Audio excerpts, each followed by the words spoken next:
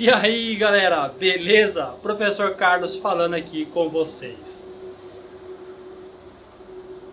E eu vim aqui para dar um recadinho, tá? Primeiro recado, galera, se inscreve aí no nosso canal, curte o nosso vídeo e vamos estudar história porque história é legal. Bora lá, turma! Damares, dá o play aí!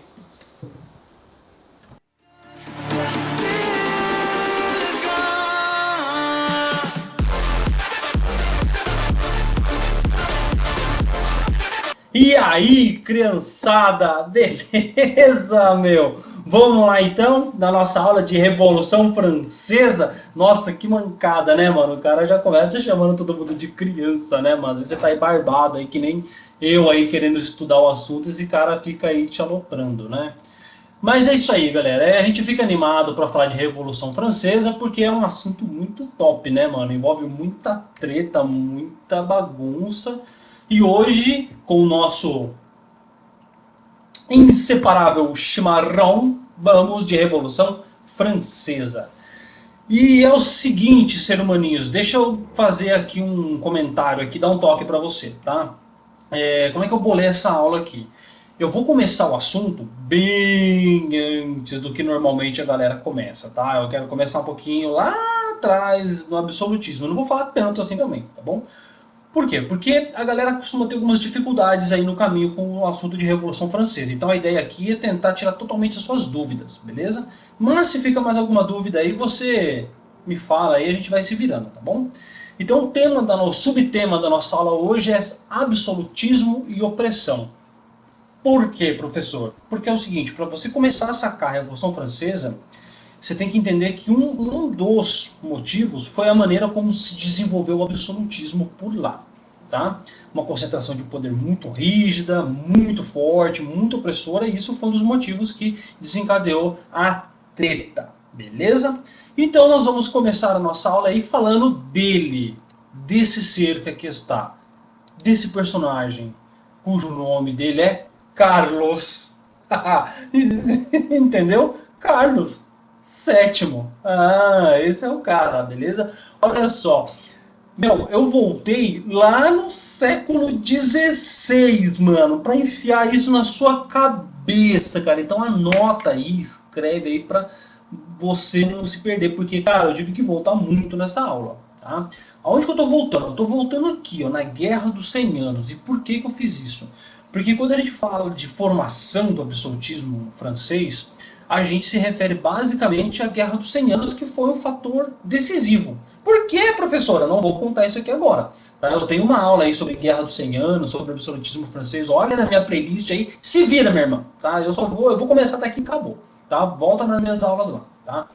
E depois da Guerra dos 100 Anos é que a gente tem essa formação do absolutismo francês, uma estruturação, uma coisa um pouco mais forte aí. E o que isso tem a ver com a nossa aula? Porque quando a gente fala de formação do absolutismo, a gente também está falando de algumas características aí. Uma delas é essa concentração de poder na mão do monarca. E isso vai fazer toda a diferença para a gente entender a Revolução Francesa, porque esse processo só vai aumentando no decorrer da história. Aqui, ó, a gente está falando de século XVI, a Revolução Francesa é no século XVIII. Durante todo esse período, o poder só foi se concentrando na mão do rei, cada vez mais. Tá? Professor, dá um exemplo de concentração de poder. Está aqui, ó. Tá?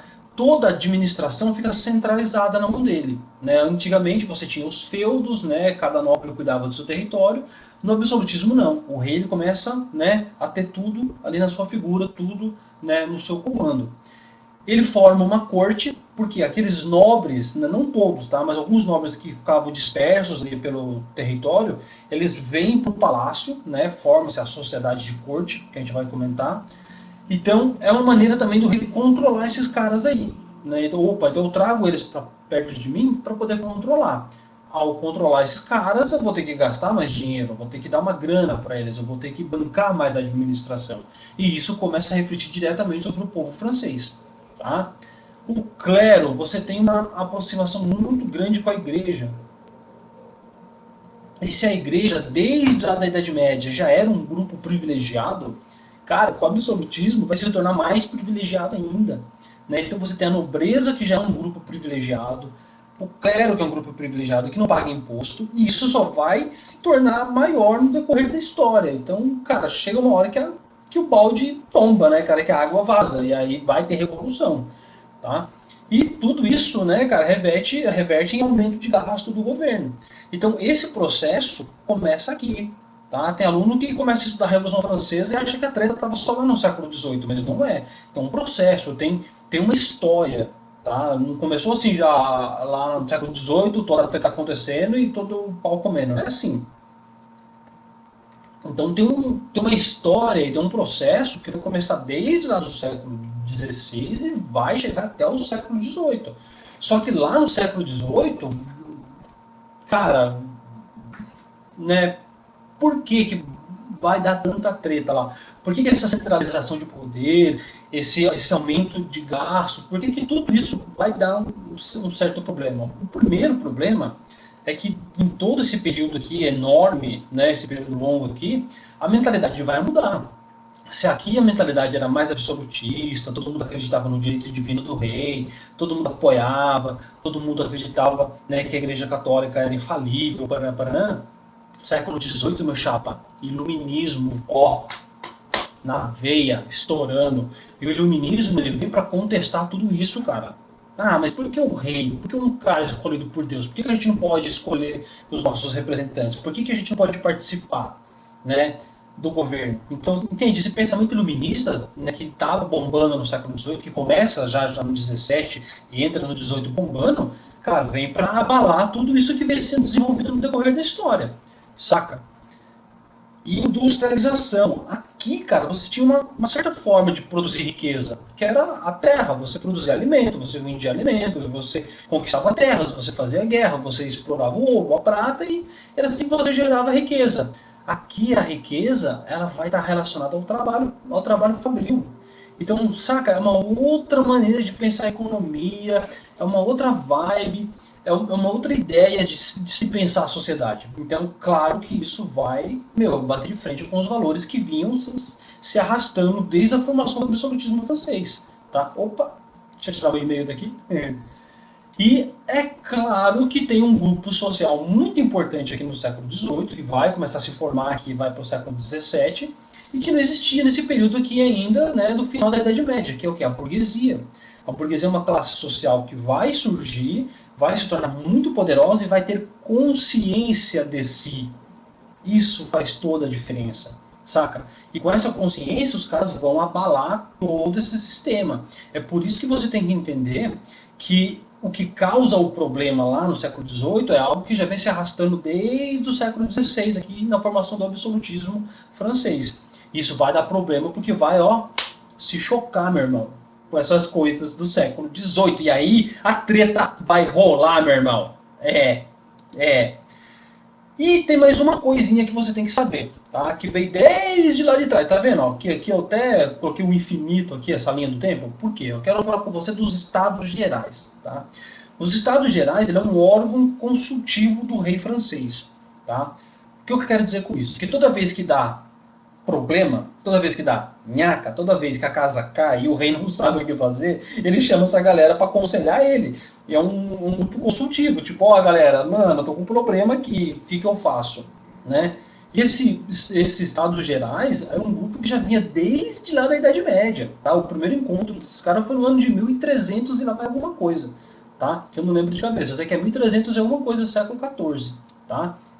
Então os caras vinham desde lá de trás da Idade Média, já existia esses Estados Gerais, e você fala, professor, tá, mas o que é esse tal de Estados Gerais? Como eu disse, era um grupo que aconselhava o rei, que era formado por representantes da sociedade. Então você tinha ali representantes da nobreza, né, que era um grupo social expressivo, você tinha representantes, né, do terceiro estado, dos camponeses, e você tinha representante também do clero. Tá? Então você tinha uma galera que representava a igreja, você tinha uma galera que representava a nobreza, e você tinha uma galera que representava os camponeses. Tá? Então esses estados gerais, que a gente vai comentar lá na frente, quando começa a Revolução Francesa, que foi um grupo muito importante, cara, não começou lá. Tem também a sua história ali, desde lá da Idade Média. tá? Então é o seguinte, basicamente, esse primeiro slide aqui foi só para mostrar isso para você, tá? Que muitas das coisas que dão perrengue lá na Revolução Francesa tem a sua historicidade, tem o seu processo histórico. Beleza? Espero que você tenha entendido. Se você não entendeu, volta o vídeo, mano. Mas não continua não, porque senão vai dar pipoco na sua cabeça aí, tá? E agora nós vamos propriamente falar da França no século XVIII, tá? O que era a França no século XVIII? Fecha os olhos, pensa comigo assim, o que será que era a França no século XVIII? E vamos descobrir junto. O cara que governava a França, se nós pudéssemos voltar no tempo, né, ir lá para Paris, né, não ia ter Torre Eiffel. Que droga, claro que não, né, foi feito depois, né, enfim. Nós encontraríamos esse cara governando a França, tá? Luís XVI, tá? Então a gente começou falando lá do Carlos VII, veio, passou vários reis e no século XVIII, pá, Luís XVI, tá? E o Luís XVI ele tinha algumas características no seu governo. Lembra aquela coisa centralizadora que começou lá depois da Guerra dos 100 Anos? Pois é, no século XVIII, do século XVI até o XVIII, essa centralização só foi crescendo, O rei só foi se tornando cada vez mais poderoso, cada vez mais controlando tudo. Então quando chega na época desse cara, mano, o cara controlava tudo, velho. Controlava até se a galera respirava, mano. Para de respirar. Era um negócio assim, né? E ele ainda tinha uma ideia na cabeça dele, que ele tinha que governar porque Deus havia escolhido ele. Porque eu sou uma pessoa que representa a autoridade divina. Eu, Luís, o 16. Né, pega eu. Era mais ou menos assim que ele pensava. Era a famosa teoria do direito divino. E essa teoria do direito divino, senhorita que está vendo esse vídeo, não foi inventado no século XVIII, tá? Essa teoria do direito divino veio lá dos teóricos do absolutismo, lá no século XIV, século XV, século XVI, lá atrás, mano. Tá? 14 acho que eu até chutei muito alto, né? Mas século XV, século XVI, você tinha uns filósofos lá pensando no poder do rei, e os caras desenvolveram essa teoria do direito divino aí. Beleza? Só para você saber. Mas estamos no século XVIII, porra, é Idade Moderna, industrialização, iluminismo, e tem um cara governando ainda achando que é representante de Deus, mano. Só para vocês terem uma ideia, galera, quando a gente fala de Deus, assim, a gente não está contestando diretamente a fé, a ideia de religião, mas a ideia de instituição, tá? Por quê? Quando alguém falava, o rei governa porque Deus escolhe, quem que apoiava? A Igreja Católica. E se você assistiu as minhas aulas aí no YouTube e tal, você já viu minhas aulas sobre reforma protestante. Se você não viu, vai ver, mano. Vai ver. Por quê? A reforma protestante ocorreu nesse meio termo aí, cara. Então, sabe, já existiam outras maneiras de pensar, outras formas de religião. Então, cara, esse negócio aí, sabe, era meio ultrapassado já para muitas pessoas no século XVIII. Nossa, o rei escolhido por Deus e a Igreja Católica apoia, tá, beleza, conta outra, né? Porém, isso acontecia na França. Acontecia, tá? E como isso acontecia, isso praticamente que organizava a sociedade de uma determinada maneira. Se essa maneira de pensar vinha desde lá, desde o final da Idade Média, é óbvio que a sociedade francesa também refletia a mesma organização desde lá da Idade Média. Por quê, professor? Porque eles tinham no primeiro estamento a Igreja Católica, como, né, grupo privilegiado. No segundo estado, você tinha aqui a nobreza, né, a realeza, a galera aqui. E o terceiro estado, os camponeses. Né? Então, assim, essa formação aqui também vinha lá de trás.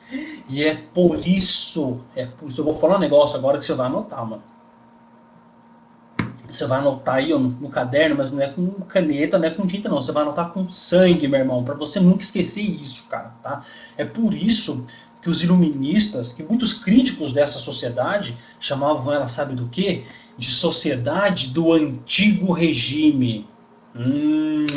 Porque era uma maneira de fazer chacota, saca? Em plena era moderna, industrialização, várias coisas acontecendo. Pô, a gente vive dessa maneira antiga, nesse antigo regime.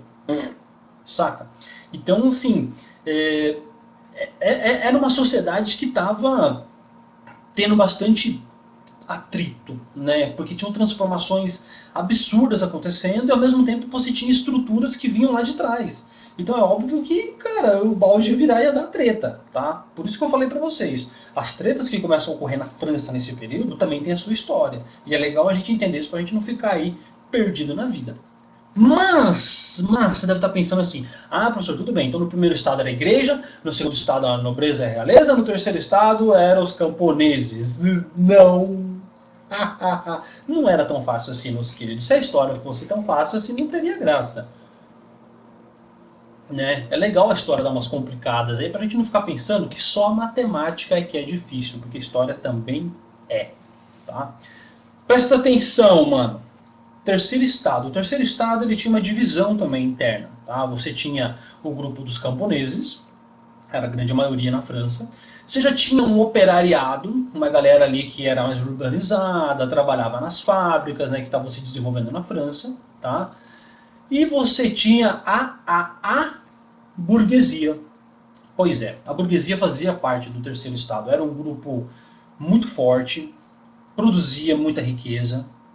Tá? Era um grupo alfabetizado, letrado, tinha consciência de si e era um grupo que estava aqui no meio da pacoteira, certo? Então o terceiro estado a gente podia dividir assim, tá? Com esses três grupos aqui. Ah, então lá no primeiro estado era tudo a mesma coisa, tananã, tananã. Não, também tinha uma divisão lá no primeiro estado, tinha. Você tinha uma galera que eles falavam que era do alto clero. Quem era o alto clero? O alto clero era formado por pessoas que normalmente saíam desse grupo aqui, ó. Nobres, famílias importantes, né, pessoas bem poderosas que resolviam seguir o caminho da igreja, né, entravam e faziam parte do alto clero.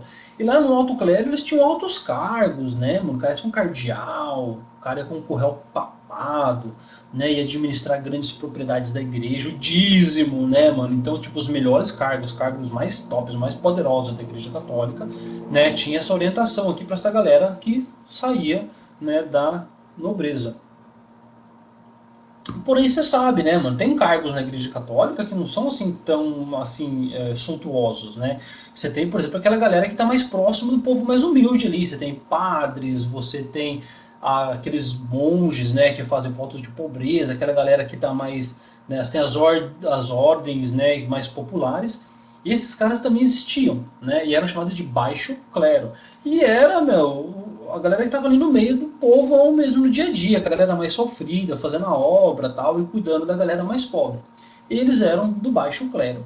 Tá? Então você tinha essa divisão aqui dentro da igreja católica. Você tinha um quadro mais tipo, pá, do primeiro andar e a galera do porão, né, que vivia lá numa situação assim mais, digamos, menos rica, né? E era a galera que vivia de doação, né? Às vezes morava, às vezes ficava de favor na casa de alguém e tal. Porque tinha alguns que eram itinerantes, né? Não ficava numa única paróquia, o cara tinha que migrar de um lugar para o outro, uma coisa assim, tá?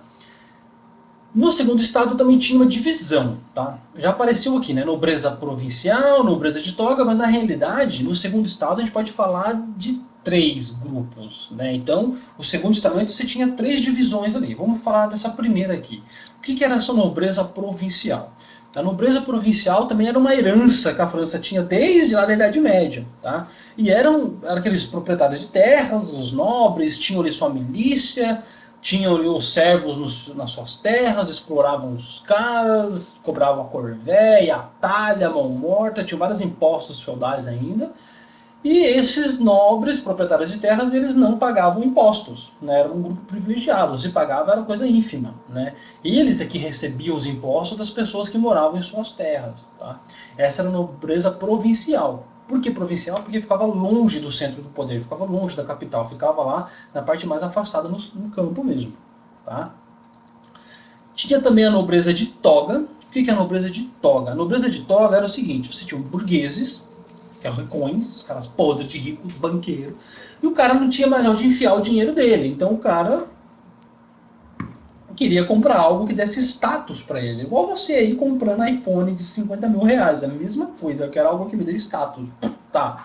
O que os caras faziam? Os caras compravam títulos de nobreza, porque tinham nobres, porque assim, ó, tinham nobres que, mano, os caras tinham sangue nobre, o cara tinha uma descendência legal, mas o cara vivia, entendeu? Na nhaca, velho, meio sem grana. Então havia casamentos, cara, que eram arranjados, sabe? De um filho de um burguês, ou o próprio burguês com a filha de um nobre.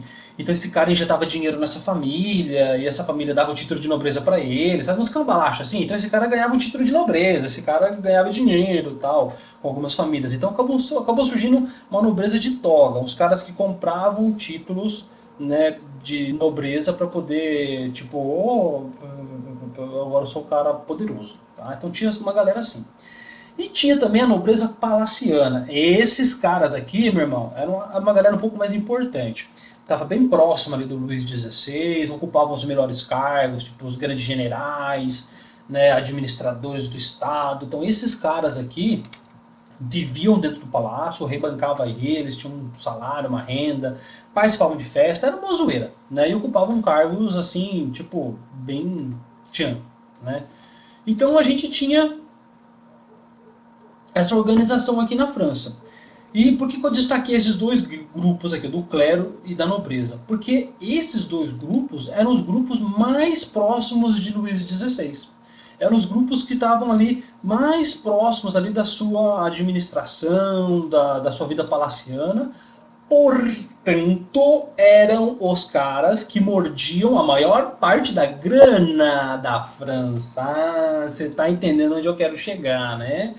Essa galera aí, mano, os caras devoravam a maior parte do orçamento da França, cara, né? Porque, meu, era isso que eles só arrecadavam, você percebeu? Os nobres não pagavam impostos, a igreja cobrava imposto. Então, pô, mano, de onde que tava saindo esse imposto? Adivinha? Ah, adivinha? Ah, aqui, ó, desses caras do terceiro estado, mano.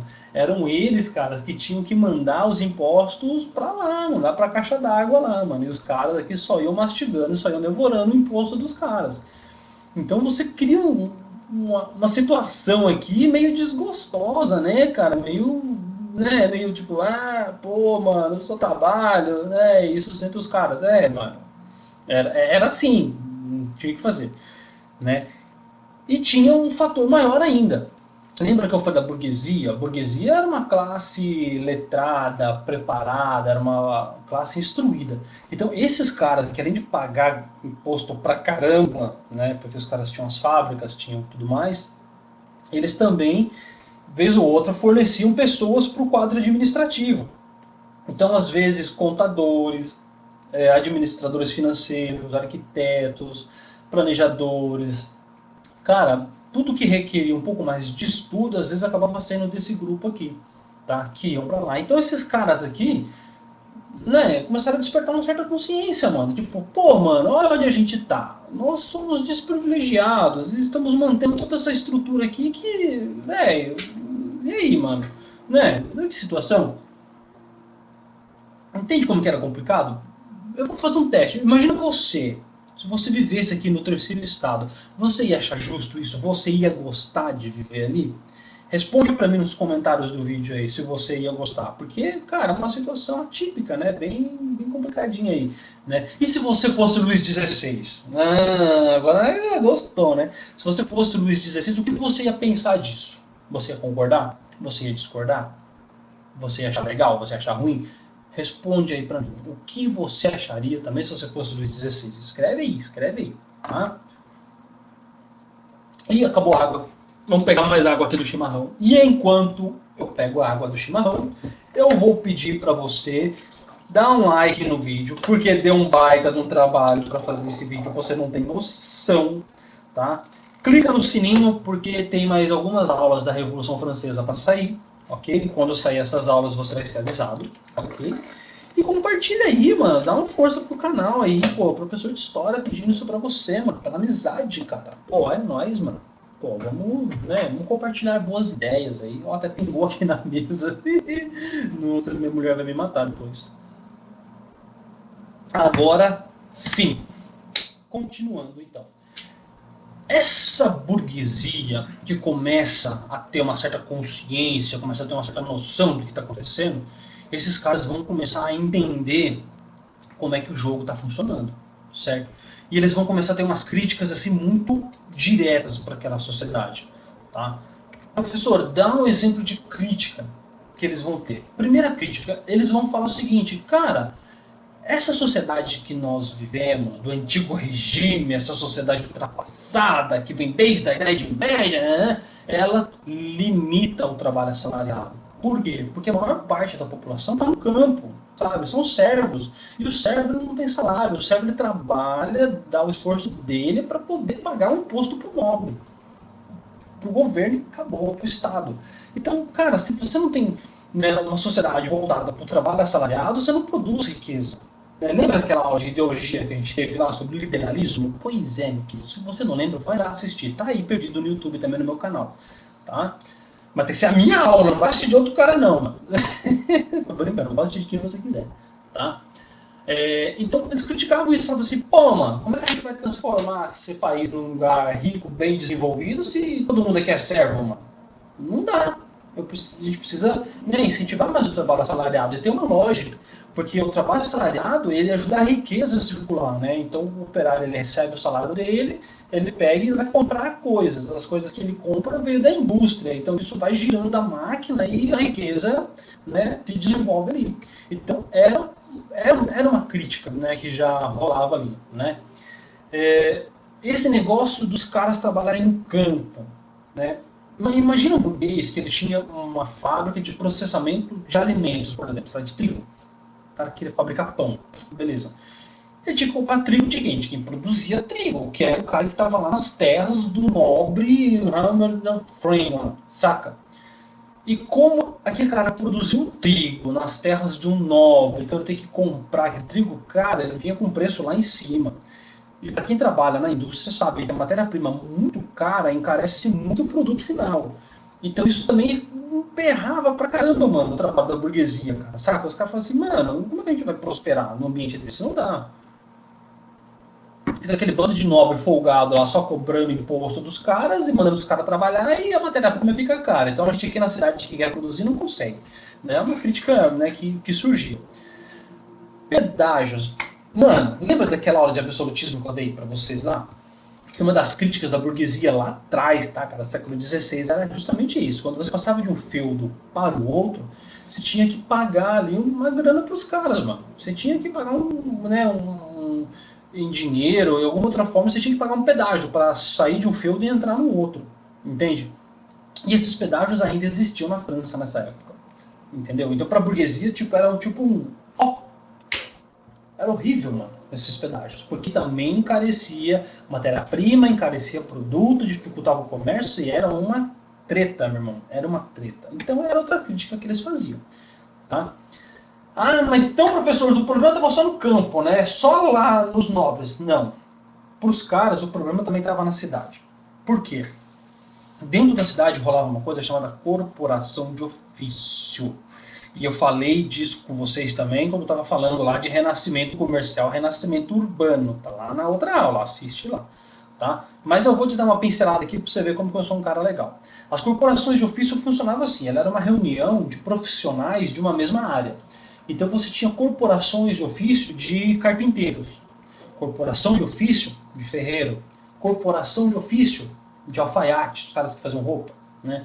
E os caras, eles não só concentravam todo o trabalho neles ali, como eles diziam também quem poderia ou não vender ou trabalhar na cidade com aquilo.